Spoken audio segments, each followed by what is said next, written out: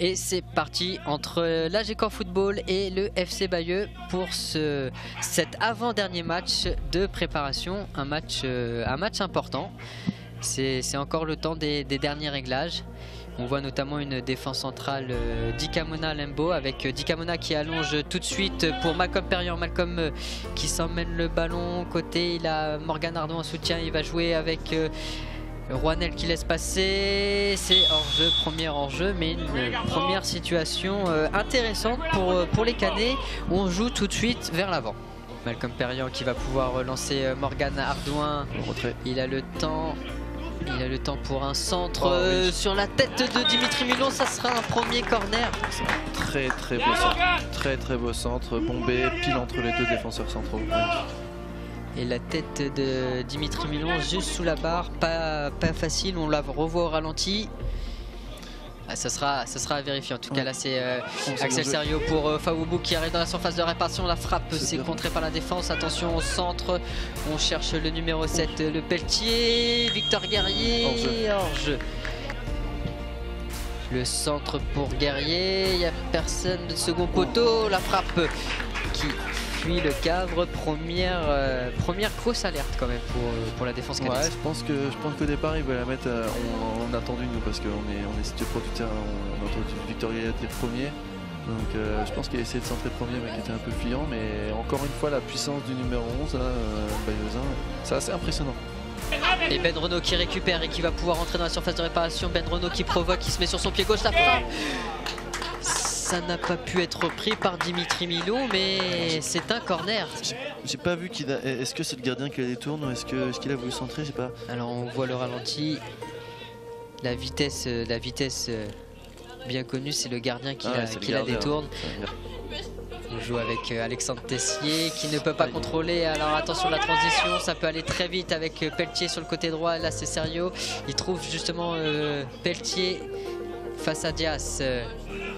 Bon retour, mais ça passe pour Pelletier qui frappe, c'est au-dessus. On prend le temps, on contrôle le rythme aussi de ce match côté Canet pour accélérer vers Benjamin Renaud qui va rentrer dans la surface de réparation. La frappe est l'ouverture du score, non c'est à côté. C'est un corner, elle est touchée. Je la voyais dedans celle-là. Je la voyais dedans, la passe est parfaite. Le contrôle peut-être un peu en arrière, mais c'est le gardien qui la sort a priori. Allez, on part comme tu allais. C'est bien tiré, la tête, cafouillage à la surface, c'est le but.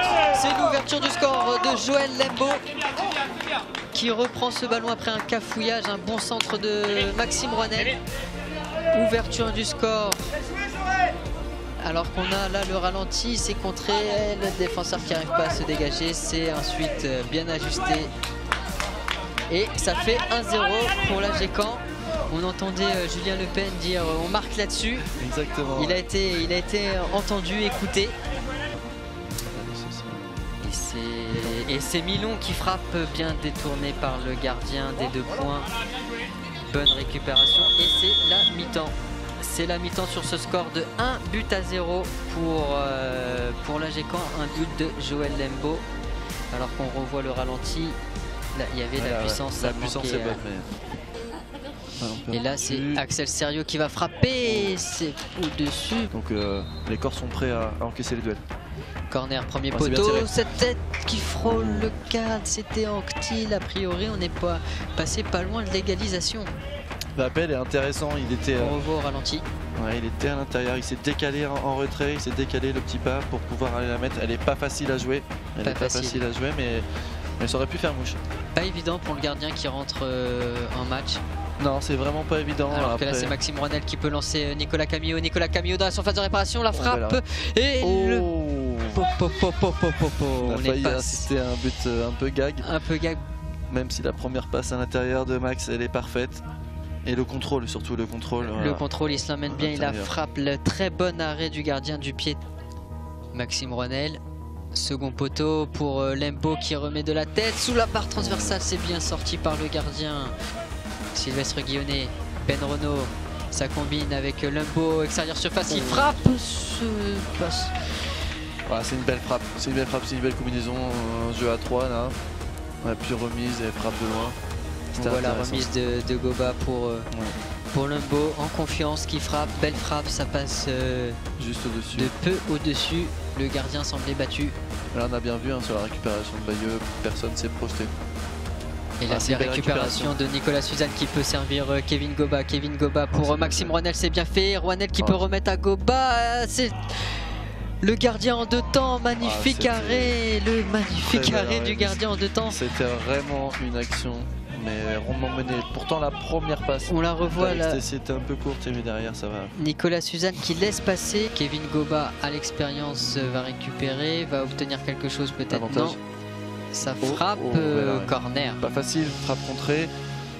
Et on retrouve Axel Serio dans le milieu du terrain qui peut bien lancer donné. Fawubo dans la surface. Bon arrêt du gardien en deux temps. Bel arrêt. Ça va frapper, c'est proche du cadre. Belle tentative, c'est le numéro 13. Elle est pile en face de nous, je peux vous dire qu'elle est tendue, elle est bien droite, elle s'écarte juste un petit peu à la fin, elle passe à 1 mètre à droite, c'était une belle frappe. Alexias, on va mettre un Ça temps devrait terminer et par une c'est victoire, fini.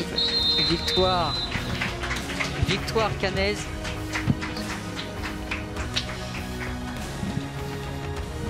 Victoire Cannaise, 1 but à 0, un but de Joël Lumbo à la 41e minute de jeu.